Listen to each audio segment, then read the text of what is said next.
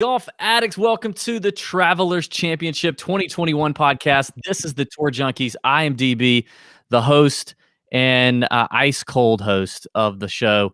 My co-host, you could call him Pat. You could call him General Pat. You could call him Lord Pat. Whatever you want to call him. He's on a massive heater, not just in gambling but in life in general. We're going to get to that here in just a minute. Also, you even look handsomer, Pat. Your face is shining.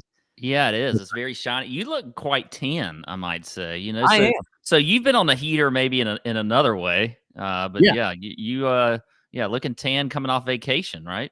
Yeah, you want to see my tan lines around you want me to show you my tan lines? No, I won't do that. I won't do that. We'll save that for when I get waxed in a few weeks here. We'll talk about that in just a second. But as always, the podcast here presented by our friends at fantasynational.com.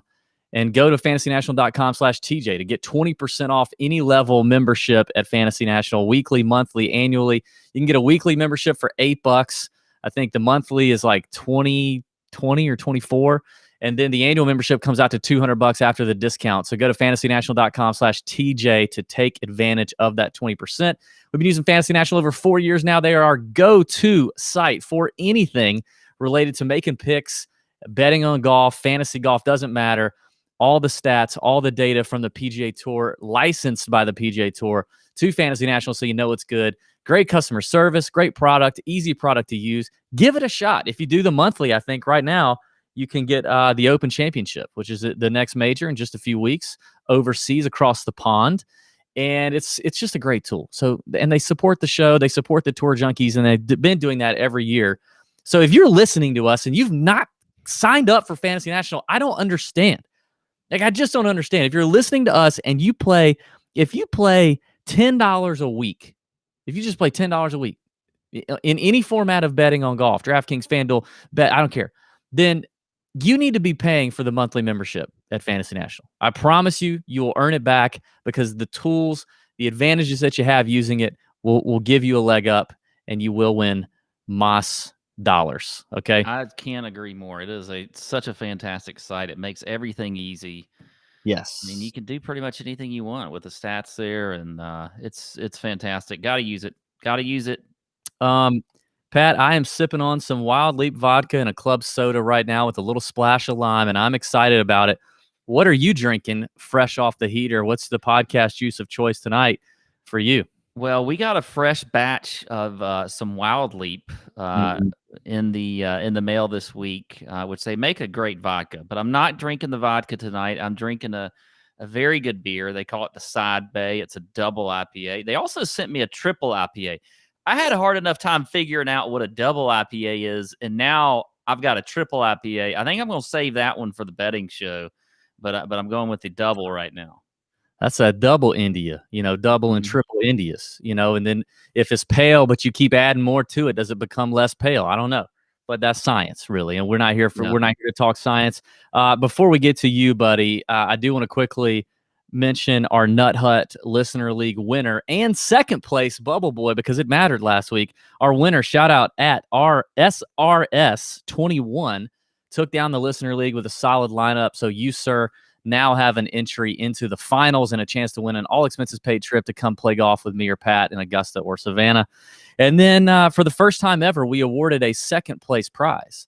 We had the Bubble Boy situation contest, and at J03 Rock finished second in the Nut Hut Listener League. And you, sir, are going to win a very nice Tour Junkies merch bundle, packaged and shipped with love and care from Pat Perry himself. So you need writing it down now. I'm writing it down. Yes. You need to reach out to us. Email us info@tourjunkies.com. That's the best way to do it. info@tourjunkies.com. Email us your size, your shipping information, all that good stuff. I already reached out to the winner of the Apple Podcast review. They left a wonderful podcast review. I've DM'd you on Instagram, so check your DMs if you left a review. There weren't that many of you, and that kind of pissed me off a little bit, if I'm honest. I was hoping for more reviews. We didn't get that many. I don't know what the deal was. They were all good 5-star reviews, but we didn't get that many. It kind of irritated me. But you need to join the Nut Hut. The Nut Hut was popping last week. We had a ton of winners last week. Good stuff going on. Ton of losers too, but I mean, that's not, That's not our fault. You guys just made bad decisions. We had a great chat last Wednesday night. Me, you, AC, Ben in the chat, drinking, giving some advice, having a good time. I'm sure you dropped some nuggets there in the chat right before your huge week. And it's always a good time. We shared some info that we got from our caddy friends on the grounds. We talked about all kind of stuff with Tori. It was great stuff. We do it every single week. We've got caddy John Rathouse, 10+ year PGA Tour caddy with a ton of experience on all these golf courses. He's in there giving you a little insider info every single week. He knows these courses very well, and it's just a great community. Friendships being made, lifelong friendships, I'm sure, being made. And it's a lot of fun. So it's $10 a month or $90 a year. You can go to tourjunkies.com, click on Golby's Nut Hut, sign up, and you get 20% off all your merch purchases. Like, as long as you're an active member, you get 20% off, Pat. And I think that's kind of a special deal. In fact, I'm going to show you something here real quick. Producer Sam, don't fret. Here you go. I'm going to show you this. This is now in the shop. You ready? Boom. There it is. Oh, yes. The hoodies are in the shop. I know I've been talking about them for a long time. Joe Kepps has been bugging me about them. I finally got him up. He's already ordered one. So if you've been bugging me about the hoodies, you better order one. These are by our friends at Levelwear. They're a Canadian golf brand. Corey Connors wears them. Adam Hadwin wears them. All the Canadians wear them. They're great stuff. Great stuff. High quality material here. We personally have tried these hoodies on. They're fantastic. They're black, all black, very slimming, slimming hoodies, good athletic material, athletic fit. I look really good in this ad. Of course you do. Yeah, of course you do. I figured, I got to put heater pad on there. I mean, that's definitely heater pad. That is for sure. Yeah, head's a little disproportionate to the body, but we do our best. Got a nice little Golby patch there, left chest. The hoodie is a little more fitted. It's not so bulky, and no drawstrings. So this is meant to be played. This is meant to play golf. But so drawstrings aren't getting in the way of your swing. Perfect for maybe the if you live up north or something, you're already getting the cooler nights. Maybe in a couple months, maybe a month. I don't know, maybe 2 months. Who else would release a hoodie on the first day of official summer? The Tour Junkies. That's what we do. So check that out at the Tour Junkie shop. And also, you need to know that the Siwoo Kim shirts are now still available. We ordered a second run. So if you haven't got your Siwoo Kim shirt, you need to make sure that you make that happen, because that's just a beautiful damn shirt. Siwoo himself will have one delivered to him by his request here very shortly. So we're also excited about that. It's fantastic stuff. By the way, just for all those out there, the shipping should be done on the first large run of Siwoo shirts. That'll be done this week. There was a bunch that went out last week, so you'll start getting those in. So anybody who's still waiting on their T-shirt, it's coming, but just be patient. Beautiful, man. Beautiful. Now, we are going to talk TPC River Highlands. We are going to have a very special guest, Chalk Bomb Ben Little, will be joining at some point during the show. He's gonna surprise us. We're not exactly sure when, but it should be here in the next 20 to 30 minutes. We're going to let Ben have a chance to defend himself against his absolutely shitty Chalk Bomb picks for 2021. All the haters are out there chirping. Ben's kind of a curmudgeon, kind of a pissy guy. We want to give him a shot at it, right? A chance to defend himself, a chance to sell you on why you should not unsubscribe from the Chalk Bomb. So he'll be on later.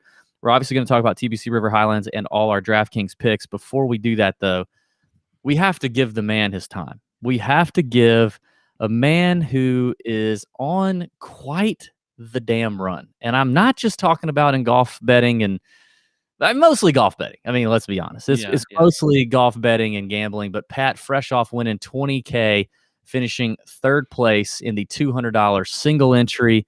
There it is on the screen right there. 2 points away from $100,000. Pat, you had one entry in the $200 single entry contest. 410 points, buddy. 410 points. You were a point and a half away from $40,000.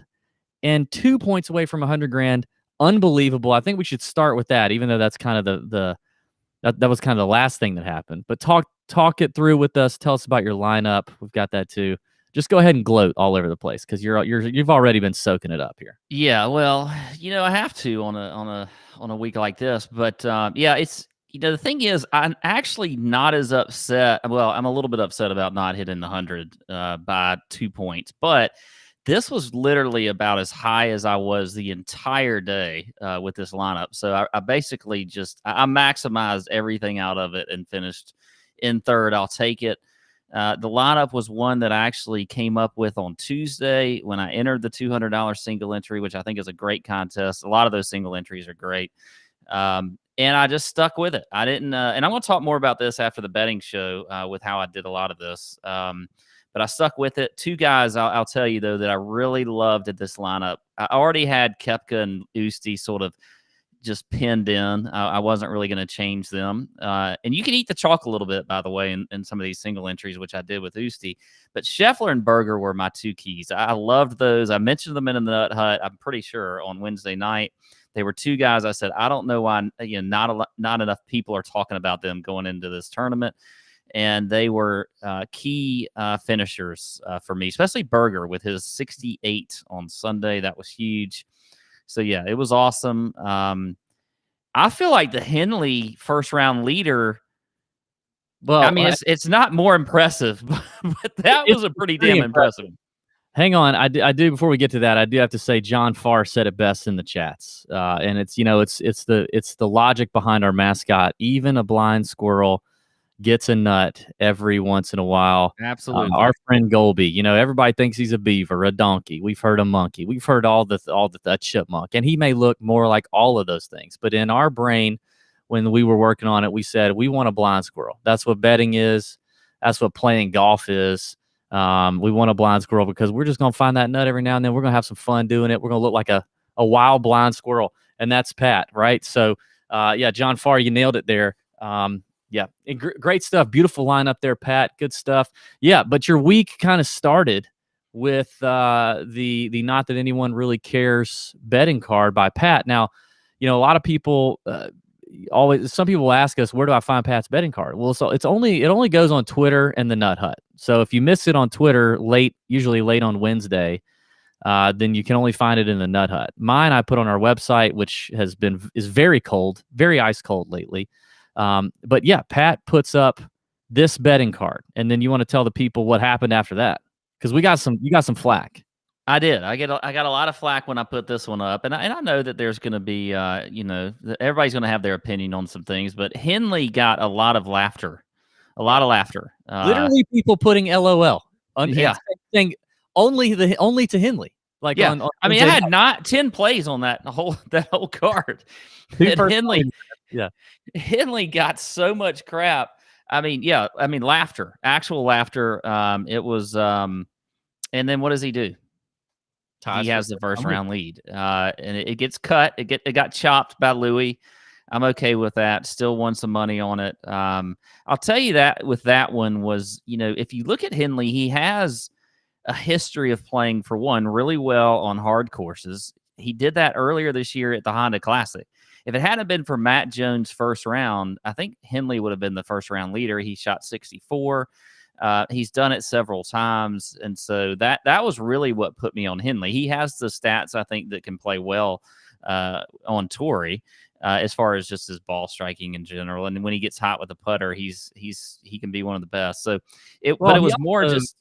I was going to say also, like, I mean, if you've been doing this long enough, you kind of know that the morning wave could tend to have an advantage almost anywhere. But the way Paul Tesori last week talked about the big difference with POA putting surfaces, and specifically the ones on Torrey, you and I were texting on Wednesday looking at first round leader bets, because I don't place first round leader bets every week. You tend to, but even I placed a few, and I was targeting that early wave, targeting guys that could go low in the morning. But Tesori's talked specifically about that fresh POA in the morning, right?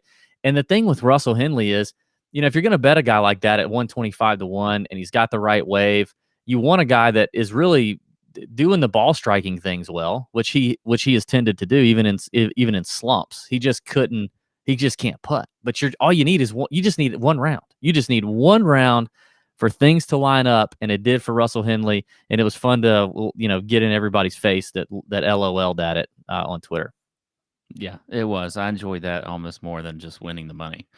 Yes. So yeah, it was a good week. I'll throw in, it was funny that I had a call from a buddy of mine that I play golf with in my neighborhood today, and he said, "Hey, I just wanted to let you know that you won the $20 entry golf pool. And I was like, woo! The heater continued. I forgot I'd even entered the damn thing. I won like $300. I was pretty excited about that. What's the thing? Did you just pick a? How did you even win it? There was five columns, and you had to choose one player from each column. That was all I did. And there were 7 columns, and you took one player from each column, and they took your 5 best. And you won the whole thing. Won the whole thing. I don't have the. And you forgot about it. Yeah, I forgot about it.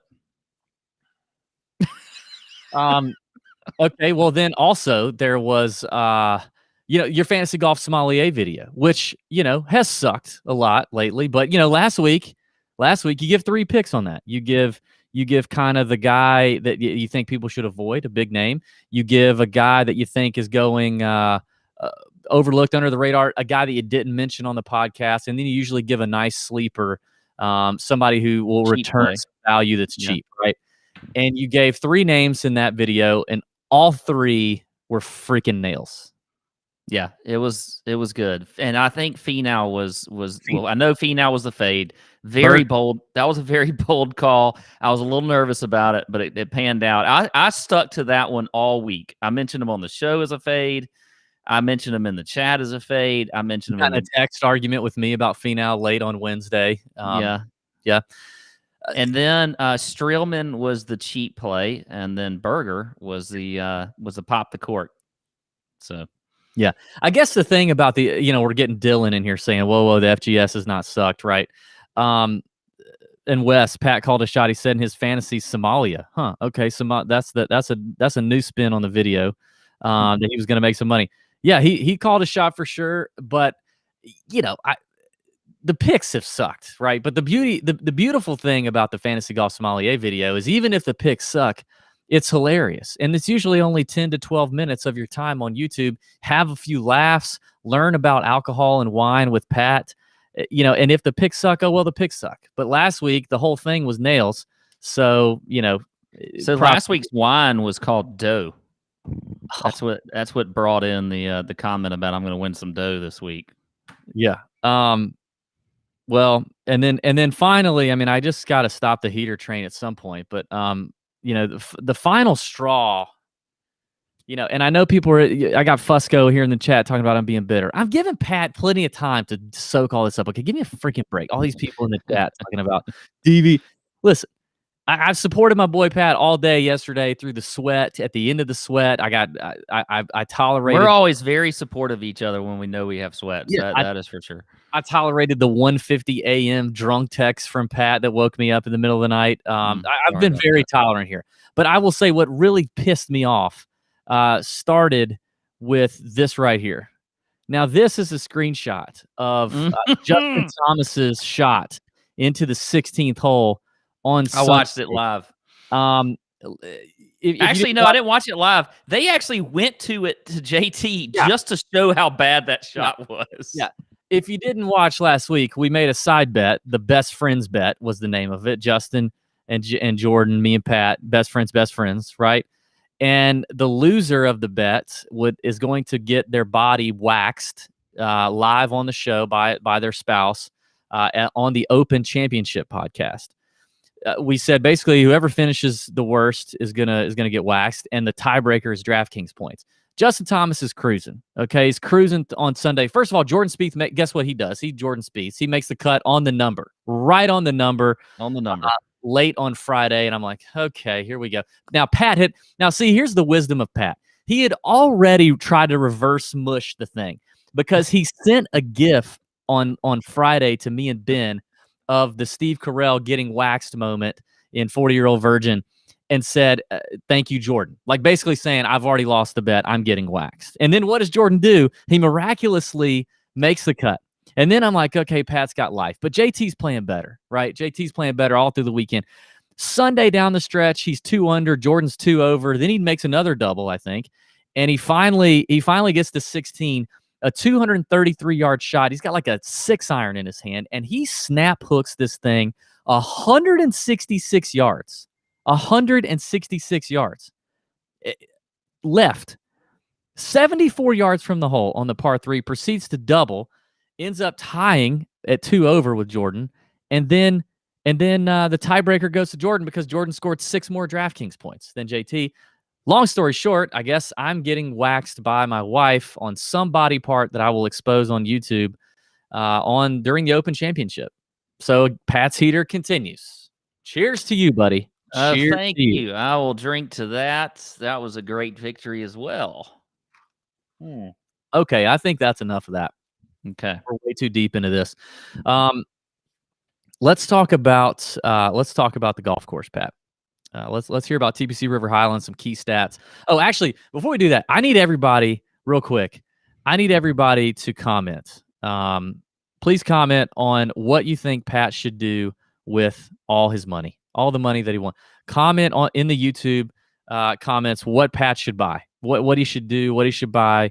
How would you spend it? Something like that in the YouTube comments. I'm very curious to see what you guys come up with.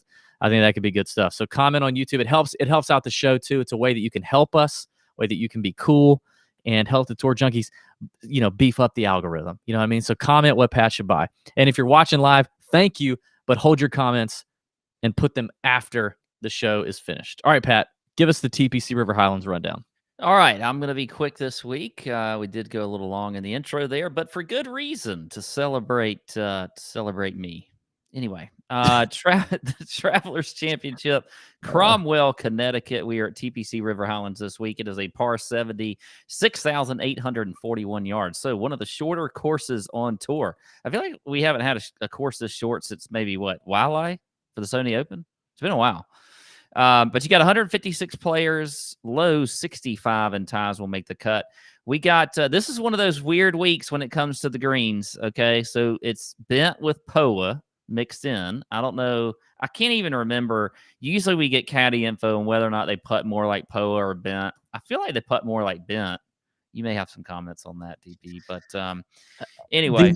I will say this because this is already a hot topic around the interwebs. The official media guide that I looked at 30 minutes before the show started inside the PGA Tour media site from the GCSAA, I think it is, or GCS, whatever, says has bent grass listed first, but it does talk about the POA. At the end of the day, it's way more about hitting these greens anyway and iron play, but we will 100% get more insight from our multiple caddy friends on the grounds and share that in the Nut Hut. Yeah, and you are very correct. It is all about iron play this week, but we also have, the fairways are also very similar to the greens, and then you've got Kentucky Bluegrass Rough. You can pretty much have any type of player win here. We've seen that over the past. You had DJ win in 2020, but then Chez Reavie in 2019. Bubba's won it 3 times. Jordan Spieth won it, and Russell Knox. So a lot of different types of players can win on this course. I think strokes gained approach, ball striking, that is going to be key this week. Definitely going to be scoring this week. I mean, there's going to be a lot of low scores. It plays as one of the easier courses on tour. So for me, I'm looking at course history. I'm looking at form. I'm looking at strokes gained approach, ball striking, par 4 scoring, which I tend to look at more on a par 70 course, and then opportunities gained. That's one of the scoring stats on Fantasy National that I like. So there you go. That is the quick rundown on the course. DB, I don't know what you have to add there. We talked about the greens. We're going to try to get more information on that in the Nut Hut later this week. And, but yeah, should be, we got to me, it's a pretty daggum good field for considering it is the week after a major and all of these guys have to go across country to this course and travel. So I think it's a pretty good field for that. Yeah, that's going to be a theme for me on a few of these picks is this damn, West Coast, East Coast travel situation that you got going on, which doesn't happen as often. The Travelers is often plugged in behind the U.S. Open, but outside of Pebble in the last few years, it hasn't been West Coast to East Coast. Yeah, I mean, you look at the winners here, you're right, man. I mean, you get all kind of stuff. You get Streelman, you got Reavie, you got DJ last year. Bubba's won here 3 times. This is one of those Bubba courses. In recent years, you've had more shorter to mid-range odds guys win, but then for a while you had a run of triple digits, like old Freddie Jakobsen won here back in the day.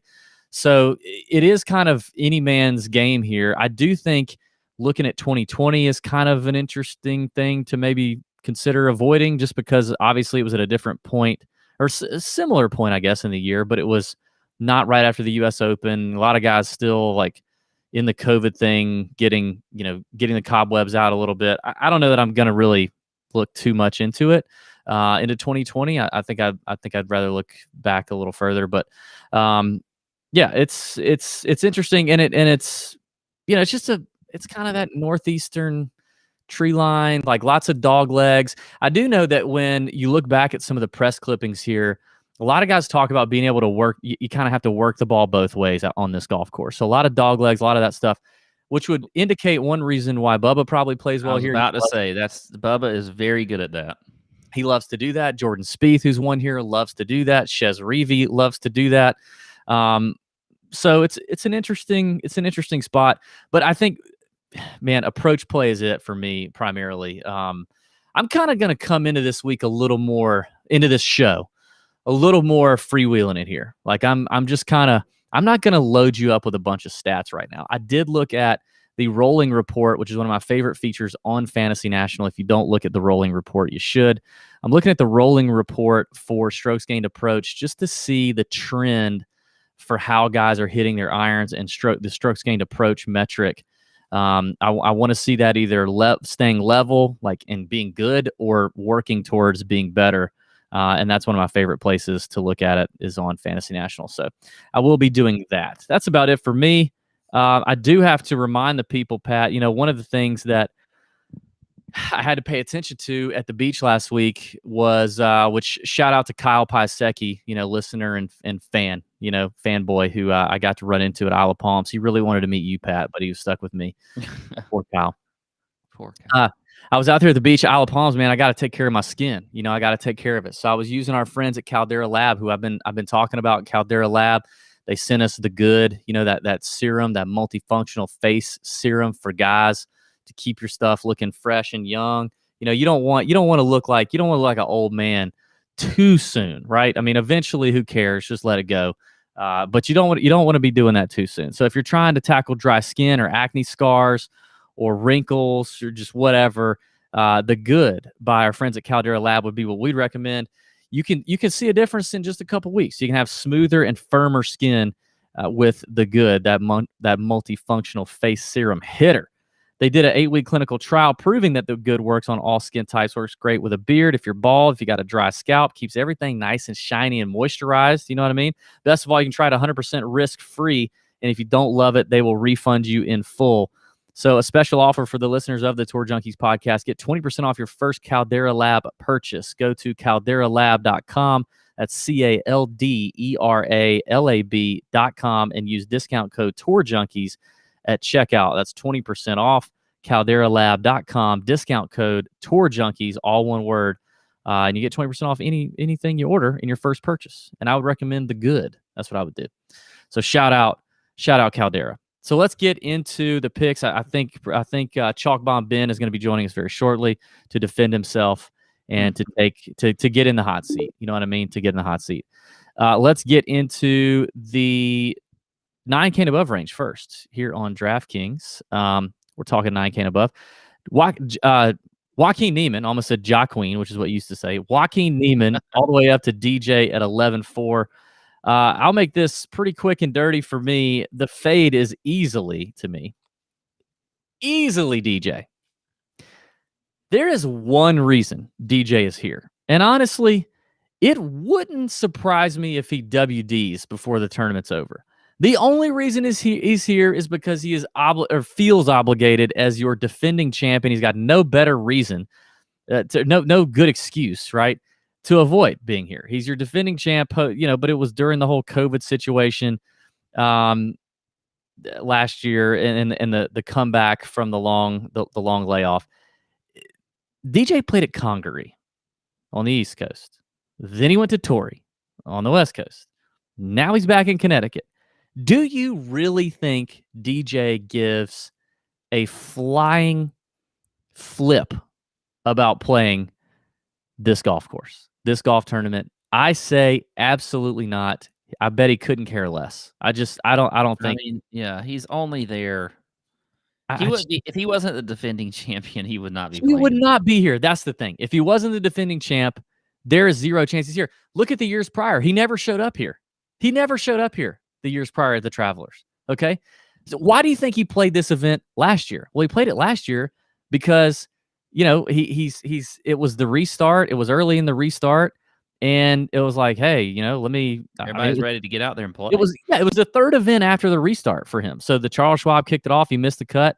Then he went to the Heritage, finished 17th, shook the rust off. Then he went to the Travelers and he won.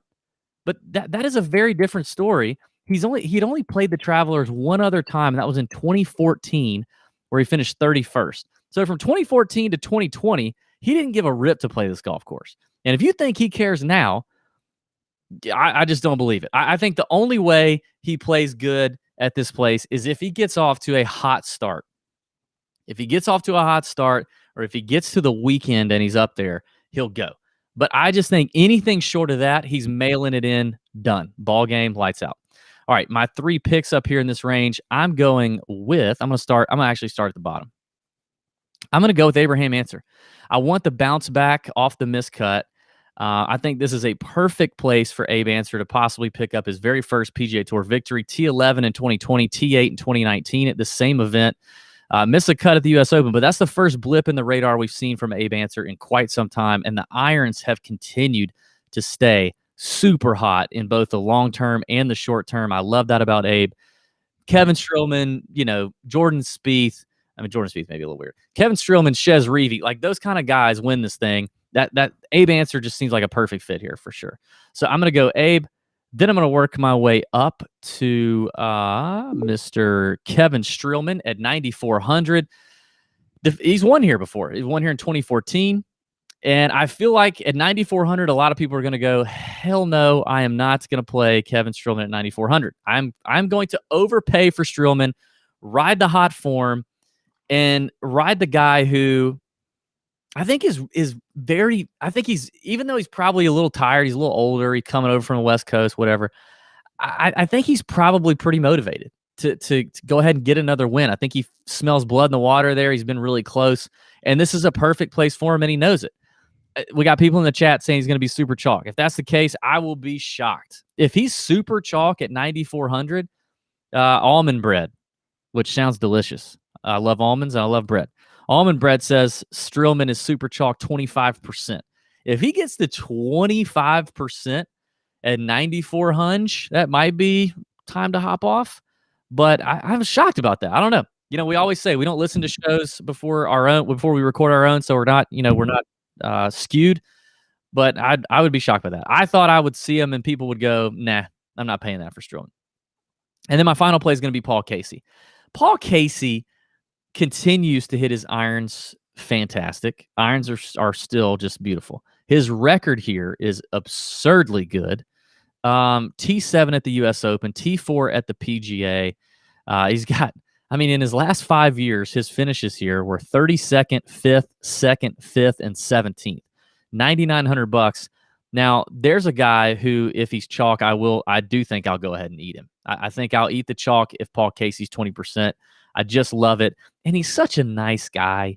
Like, I just feel like Paul Casey. Do you feel like Paul Casey ever mails it in? I don't think he does. I think he's like a golf purist, nice guy, just good dude that won't do that. I look at the names up there and I'm like, Brooks could possibly mail it in, DJ maybe. I don't know. I just feel like if Paul Casey shows up somewhere, he's there to give it his best. So that's what I'm doing. Casey, Answer, Streelman. See you, DJ.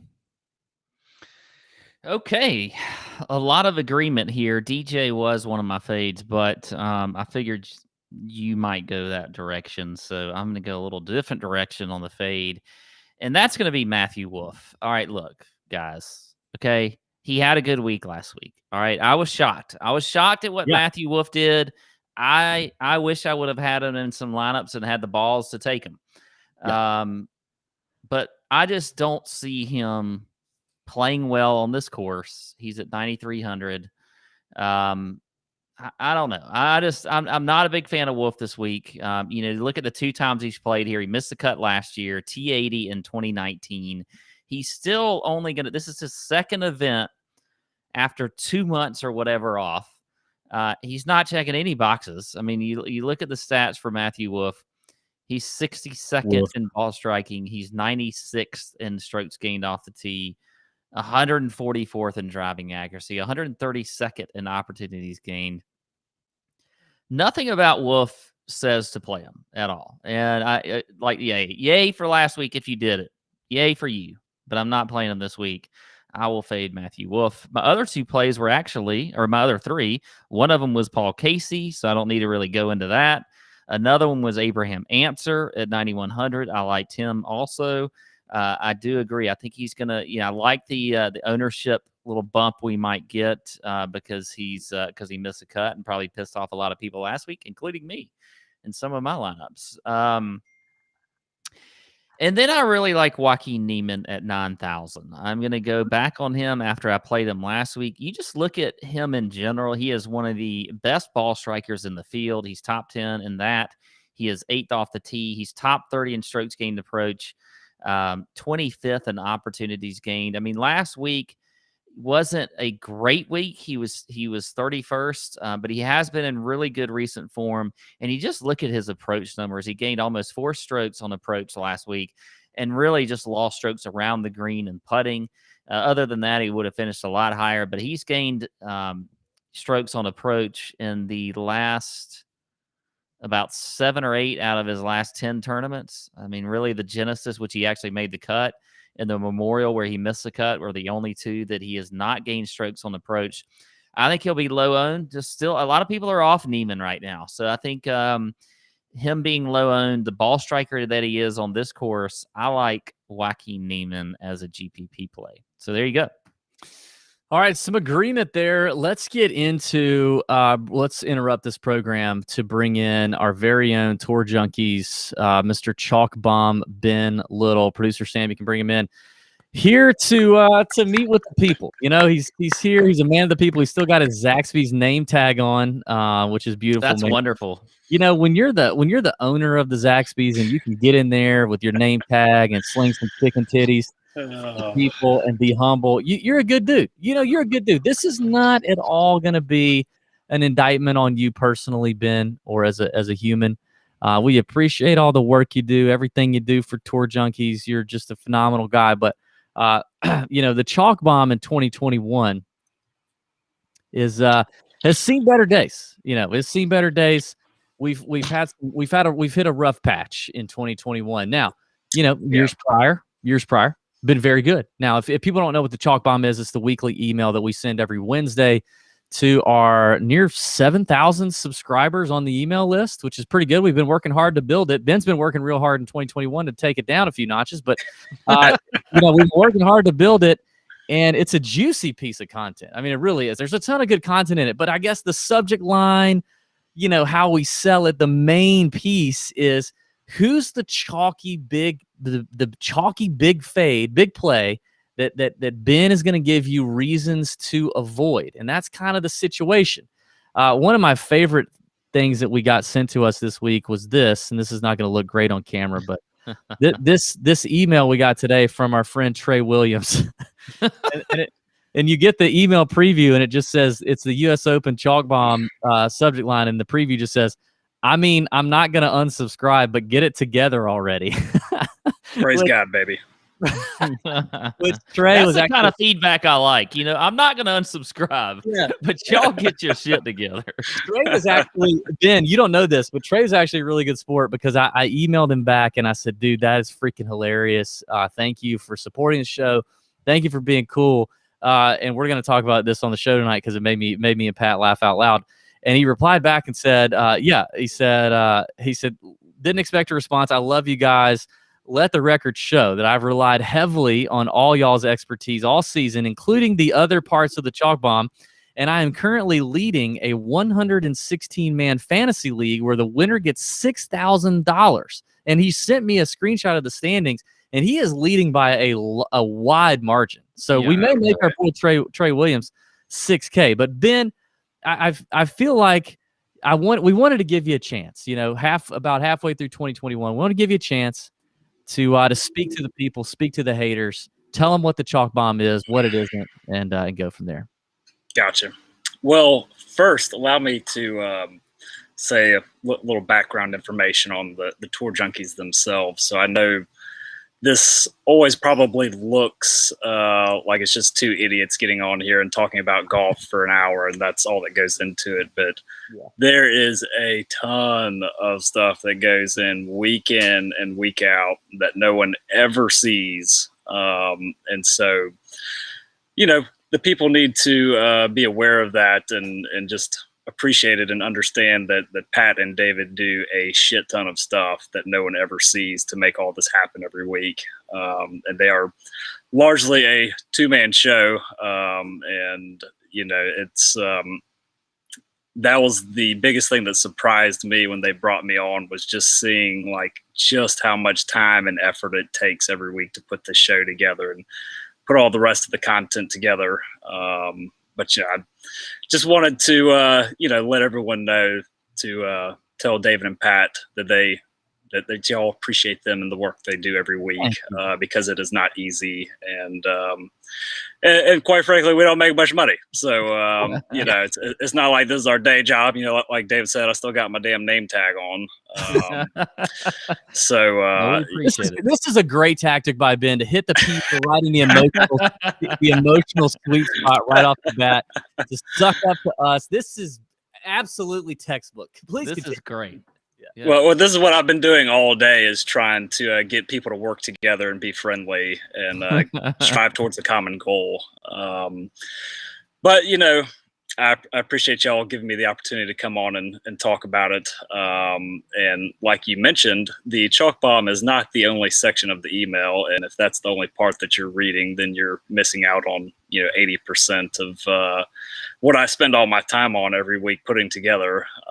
Just the quick background of how I put it all together. And it's obviously it's still evolving and has evolved over the years. But, I spend a good chunk of my Tuesday evenings every week and the majority of Wednesday to put that email together. And I know David and I have talked about this in the past, and while it may not look like it's that much, I really do put my heart and soul into the research and try to give you information and insight and angles that no one else is providing. When David and Pat first started having the conversation of bringing me on to Tour Junkies, I made it very clear up front that I had zero interest in writing a picks article. There's 8 million picks articles out there every year or every week. And, there's just nothing interesting about them. There's nothing unique. Everyone does one. I told them I wanted to do something different. That's kind of when we made the idea to start this chalk bomb thing. And let me tell you that there's a reason why no one else does it. Yeah, because when the chalk bomb hits, it fucking sucks. And my Twitter mentions blow up every single week when the chalk bomb does well. And for some reason, when the chalk bomb sucks or misses the cut, my Twitter mentions are empty. No one ever saying thank you or anything like that. But I can assure you, I hear it from everybody when the chalk bomb does well. But anyways, what the chalk bomb is and is not. So the only focus is we're focusing on winning GPPs. We're not trying to cash. We're not talking about cash games, anything like that. The whole purpose of that section of the email is to try and find, one player that I think is overowned and has a higher likelihood to fail than some of the other guys that are projected to be more highly owned. That's it. That's the whole premise of it. So if you're applying that for anything else, then you're doing it wrong. And the reality is that all the best DFS players in the world on any given week are fading somewhere between 75 to 90% of the entire field. So, even the guys that over the course of a season make a ton of money, there are plenty of weeks where they are sucking. And, as David said, their lineups are further left than AOC. My lineups last week. Yeah. So it is an inevitability that the chalk bomb will do well, and I've certainly been on the anti here. Pat has taken like all of my juice and just absorbed it for himself. So I'm trying to get some back. And by the way, congrats again to Patrick for having a great week and winning 20K, and was painfully close. I think you were 2 DK points away from 100K, which that would have been pretty tight butthole. But great week. Hit first round leader. So I mean, just a hell of a week. And for those of you that don't know, Pat has been sober for the month of June. So we're afraid that now that he's back on the wagon, everything's just going to fall back apart again. I know. Yeah, that came to an abrupt halt last night for good reason. Rightfully so. Yeah, for good reason. Per the 152 email or text to me and Ben in the group thread, that all it said was Ben. That was it. That was it. There's no follow up, no question behind it. Just Ben. And I still don't know what I was trying to tell. No. Pat said he must have been dreaming about the chalk bomb. Yeah, that's what it was. I mean, it won him all this money. So I mean, I'm doing God's work over here, and just get shit on. But no. The biggest point I would like to emphasize is that if you're not reading the opener, if you're not reading the head-to-head section, if you're not reading Pontificate with Pat, then you're missing out on what we spend 80% of the time on. And that's where a lot of, like, most of the time when I am writing the chalk bomb, like I don't have any idea who it's going to be most of the time until after I've done the 10 or 20 stats and done all the head-to-head analysis and pre-work that I do every week. And usually as I am writing about the head-to-heads, as I'm clicking through names and doing a deeper look, that's really when the ideas kind of crystallize and I kind of settle on who I feel like the chalk bomb is going to be that week. And some weeks is easy. Some weeks, like, I have a pretty good idea of who it's going to be before I even start writing. Other weeks, like, I'm sitting there going back and forth for 2 hours between multiple people. I mean, this past week was a perfect example. I mean, I was literally stuck between Tony Finau and Louis Oosthuizen. Obviously, I can testify to that because me and Pat and Ben on our group text got into it about Tony Finau. I was the only defender of Tony Finau. Pat and Ben giving me all kinds of hell on Tony Finau. Clearly was not my or Tony's week, but yeah, I can attest to that. And you just chose Louis, and Louis, Yep. And it was the exact same thing for the players. I can't remember who it was. I want to say it was between JT and like Berger or someone that missed the cut that was super heavily owned. And again, I picked A instead of B. And the whole season would have been viewed differently if I just chose differently those 2 weeks. But it comes with the territory. I knew what I was getting into when I started this sometimes, I think, terrible idea. Yeah. So have you thought about quitting the chalk bomb? No. I would never let the haters get to me like that. But it just comes with the territory. Like I know there are always bad weeks in the pipeline somehow, some way. But we just got to take the good with the bad. I mean, before things went to shit, I think I'd hit like 11 in a row of, really, really good rock solid, good chalk bombs. And then, just got on an anti-heater. So, it's inevitable. It's going to happen. And, we just gotta take the good with the bad. It happens. We go on cold runs, hot runs, as we see right now, the juxtaposition between me and Pat. They're chalk for a reason, people. They are chalk for a reason, right? And it's a unique piece of content that you don't get anywhere else. And the chalk bomb itself is only a small percentage of the entire email that can add a lot of value to what you're doing in betting and DFS.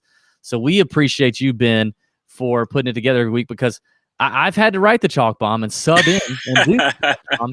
And it sucks. It is a lot of work and it is a lot of content. And when you lay it out that way every week and then I have to sub in, it feels like I have to do all the research you do. There's a reason also that I've never been asked to work. Yeah, to write the chalk bomb.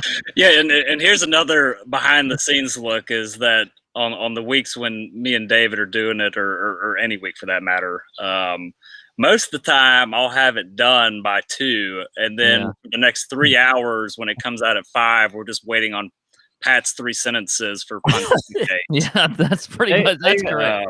They are a critical 3 sentences. Yes, I mean, yes, they are. I mean, you know how many subscribers we would lose if pontificate wasn't in there? We'd lose all of it. Yeah. All right. Thank you, Ben. Thank you for it. We got to move on. We got to get to the picks. We appreciate what you do. And I feel like, appreciate you, Ben. This could be the turnaround. This could be the turnaround. We're going to get some good, we're going to start going on a good run of chalk bombs here. I'm feeling it. I do too. I feel good. All right. Hey, go shower and wash the chicken titty grease off your shirt and go hug your wife and kiss your kids and don't kick the dog. See you later, Ben. Thank you, buddy. All right. Peace. Chalk bomb, Ben Little, our boy, the kind of, the silent behind the scenes partner of Tour Junkies, super smart guy. Fun fact about Ben. I mean, he's super smart. You guys don't understand. He's sharp. If you just unsubscribe to the chalk bomb because you get pissy about some chalk bombs doing well here lately, and you ignore all the other content and you ignore how good Ben is at this stuff. Me and Ben and Peter Jennings, CSU Ram 88, notorious DFS players, made a ton of money, a career playing DFS. Me and Ben and him, Peter Jennings, had a conversation about a year ago. And if Peter Jennings wasn't as googly-eyed as one could be, talking game theory and strategy and DFS and fantasy with Ben Little, it was unbelievable. I thought he was gonna have to turn off his camera and tubing himself or whatever that guy's name was on CNN that pleasured himself on the Zoom call. Yeah, I thought he was going to do that. He didn't turn his camera off. Yes, if he didn't turn his camera off. I thought Peter James was going to do the same thing to Ben. He was so in love with Ben's ideas and thoughts about all that stuff, and I'm just sitting there like this. Anyway, smart guy, good stuff. Don't fade the chalk bomb email. Sometimes you fade anyway. All right, let's move on, Pat. We gotta hustle this thing up before we get to our betting show tonight. We're in the 8K range on DraftKings. I'll go through this real quick for you. My fade, first of all, the fade is Adam Scott. A lot like DJ. He's a first timer here. What's he doing here? I'm not really sure, especially after the US Open, traveling from the West Coast to the East Coast. Adam Scott's an older guy on the tour. He was in my lineup last week. He was in your lineup. He's still a handsome devil, but he's the irons. If you look at his strokes gained approach, rolling report, trending down. Fun fact: this is the first time. Actually, this will be the second time. So only one other time since 2016, he has played the week after a major or the Players Championship. I included the Players Championship in that. And the only time that happened was in 2019 because the next event after the major was a WGC, where he finished T40 out of 70. So typically, Adam Scott does not play the week after a major. Why is he doing it now, traveling from the West Coast to the East Coast? I don't know. And I can't make sense of it. I'm out. My 2 plays in this range are going to be Brian Harman. I like Brian Harman. I mean, what do you say? The guy's been playing amazing. He's a short knocking son of a gun that the irons have been trending in the perfect direction in the last 24, 12, 8, 4 rounds. Brian Harman is golfing his ball at the moment, and he's got a T8 and a T6 here in 2019 and 2018. This place should be built quite nicely for Brian Harman coming off the T19 finish at the US Open. My next play is going to be Harris English. Harry's kind of found him a little something, huh? 8,200, 3rd place at the US Open, 14th at Congaree for the Palmetto. Never really done anything well here, but I mean, English is he's starting to play well himself. He's starting to heat up, and the irons also trending in the right direction for him in this field. If you'd have looked back 24 rounds ago, he would have ranked 37th. In the last 12, 8, and 4, he's ranked 22nd, 29th, and 16th. The irons are doing well. He's hitting the ball better, so I like Harris English. That's my 8K range. Wow. Okay. Well, I was hoping I was going to get to save Harris English all to myself, but he was one of my plays. I like him at 8,200. I think he's found a little something. I think you're right. I think he's back on. It's time to get back in on Harry English.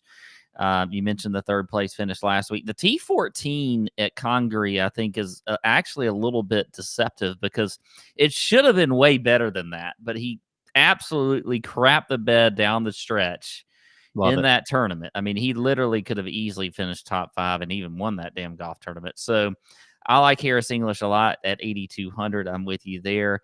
Kind of surprised you. Do you not think this is a Siwoo?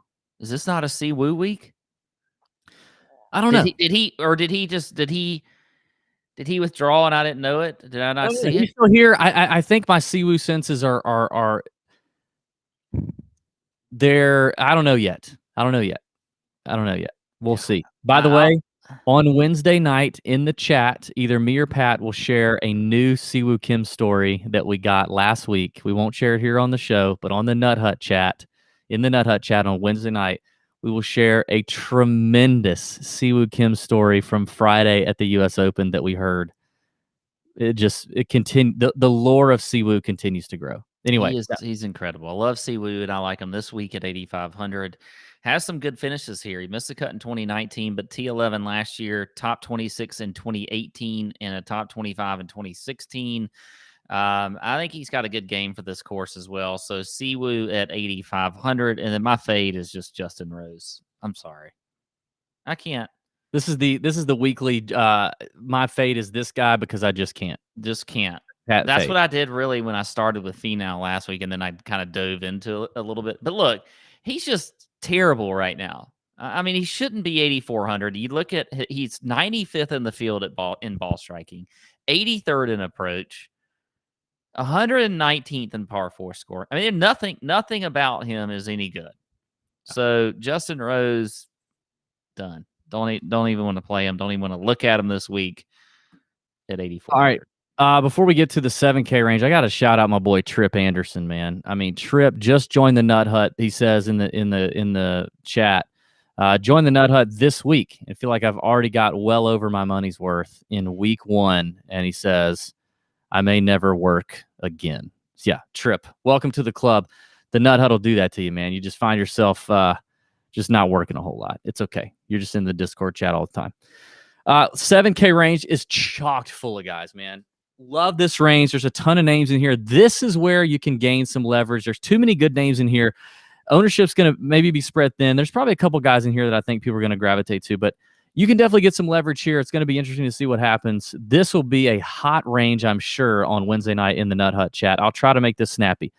My fade. I'm going to start my fade again. You'll notice a theme. Phil Mickelson. Why is he here? This is his first time here, or his first time was at the Travelers in 2019. The only time in Phil Mickelson's multi-decade career he's chosen to play here was in 2019. He missed the cut.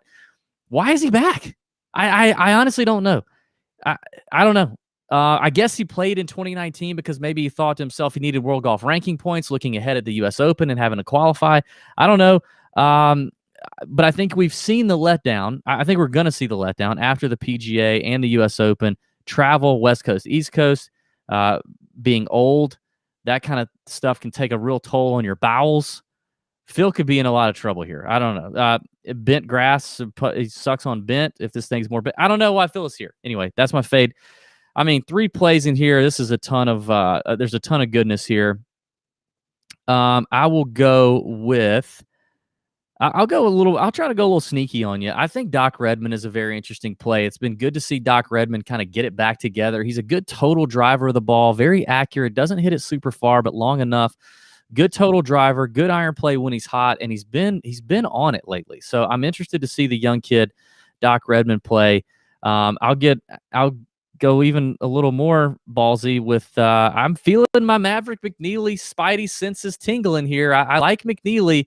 I love the upside out of this kid. He's a baller. He's a stud. I think he's prepared to win a PGA Tour event. He's had enough close calls. He can do it.